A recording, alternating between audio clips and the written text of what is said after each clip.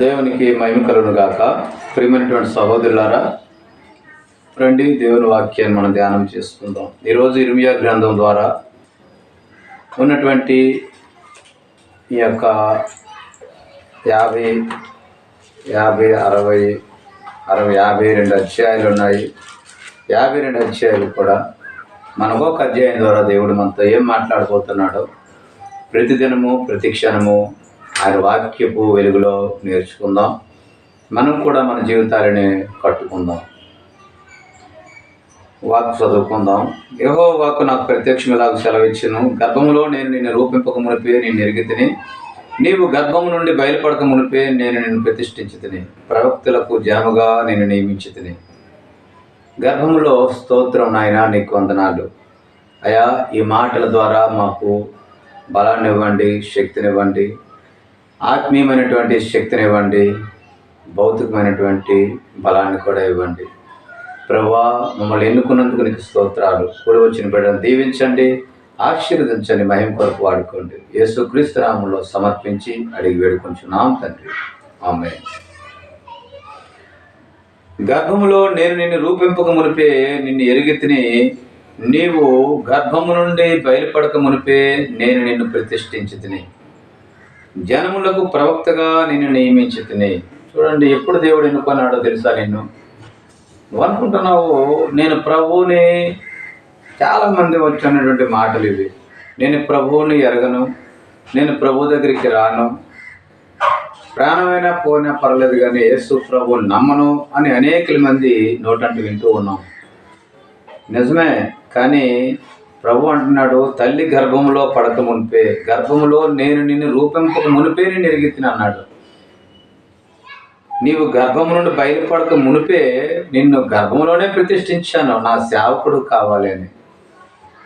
ఆయన ప్రవక్త కావాలని ఆయన కోరుకుంటే నాకు వద్దు వద్దు వద్దు అని అంటున్నావేంటి?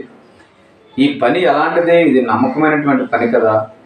అపనమ్మకస్తుడిగా ఉండి నీవు, దోషిగా ఉండిన నీవు, ద్రోహిగా ఉండిన నిన్ను, వ్యభిచారిగా ఉన్న నిన్ను, విగ్రహార్థిగా ఉన్న నిన్ను, మోసగారిగా ఉన్న నిన్ను, ఉగ్రవాదిగా ఉన్న నిన్ను, నరహంతకుడిగా ఉన్నటువంటి నిన్ను ప్రభువైన యేసుక్రీస్తు వారు నిన్ను జనములకు ప్రవక్తగా నియమించాను అంటే ఆ మాటకి నువ్వేమంటున్నావు?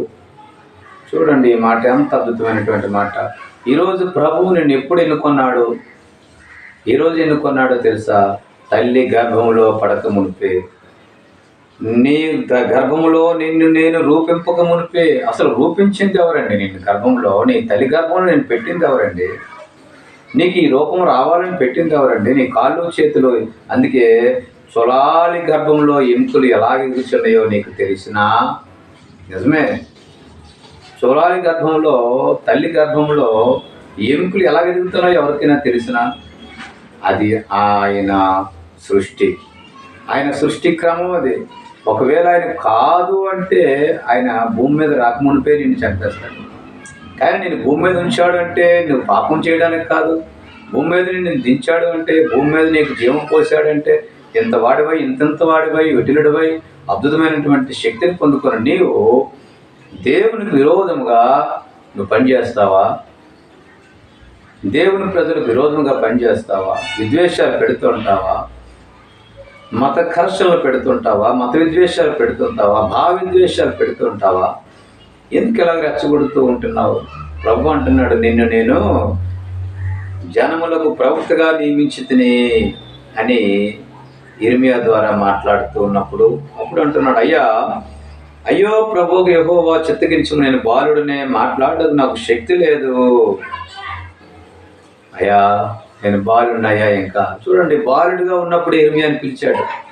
ఈరోజు నువ్వు ఎంత పెద్ద అయిన తర్వాత, పెద్ద ఉన్నప్పటికీ కూడా ఒక రాజకీయ నాయకుడు అయినావు, దేశానికి ప్రధానమంత్రులు, ఉపరాష్ట్రపతులు, గవర్నర్లు, ఇంత స్థాయి అయినప్పటికీ సత్యదేవుడిని నీవు గ్రహించలేకపోతే, ఆయన పని ఏంటో, ఆయన చిత్తం ఏమిటో నువ్వు తెలుసుకోలేకపోతే నీ పరిస్థితి ఏంటి?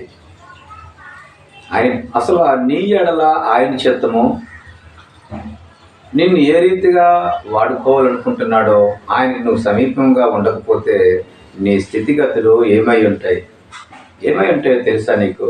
ఇదిగో మాట్లాడుతున్నాడు, అయ్యో ప్రభువుకు యెహోవా చిత్తగించుము, నేను బాలుడినే మాట్లాడిన ఒక శక్తి చాలదు. ఈరోజు బాల్య దినమందే ప్రభువుకు యెహోవా పిలుస్తూ ఉన్నాడు. బాల్య దినమందే ప్రభువుకు యెహోవా యేసు ప్రభు వారు నిన్ను పిలుస్తూ ఉన్నాడు. సతిదేవుడు నిన్ను పిలుస్తూ ఉన్నాడు. బాల్య దినంలో నువ్వు ఆయన చెంతకు వస్తే, ఆయనను ఆరాధిస్తే, ఆయన మాట వింటే నిన్ను ఉన్నతమైనటువంటి శిఖరాలను ఎక్కిస్తాను అంటూ ఉన్నాడు. లేదా నువ్వు సాతాను వడిలో పడిపోతే, సాతాను వరలో ఉంటే, సాతానికి ఆకర్షణీయమైతే మీరు లోకంలో పడి నీ జీవితాన్ని నీవే ముగించుకుంటావు. నీ జీవితాన్ని నీవే చెప్పించుకుంటూ ఉన్నావు. నీ జీవితాన్ని నీవే నాశనం చేసుకుంటూ ఉన్నావు. ఒకవేళ నీకు అది నాశనకరంగా ఎప్పుడు అనిపిస్తుందంటే నీ స్థితి చివరికి వచ్చినప్పుడు, నీ స్థితి దూరమైనప్పుడు ఇది నాశనము అని తెలుస్తూ ఉంటుంది. ఇది నాశనము అని తెలుస్తుంది. కాబట్టి ప్రియమైనటువంటి సహోదరులారా, ఇంకా అంటున్నాడు కదా, నేను నిన్ను పంపువారి వద్దకు నీవు పోవలను, నీకు ఆజ్ఞాపించిన సంగతులను నీవు చెప్పవలను. అబ్బాయి, నేను నిన్ను పంపిస్తాను, నేను పంపించే వారి దగ్గరికి నువ్వు వెళ్ళు, నేను నీకు ఏమి ఆజ్ఞాపిస్తానో అవన్నీ కూడా చెప్పు అంటే అని అంటూ ఉన్నాడు. వారికి భయపడకము, నిన్ను విడిపించుటకు నేను నీకు తోడై ఉన్నాను. నిన్ను విడిపించడానికి నేను తోడుగా ఉన్నాను. కాబట్టి సైడ్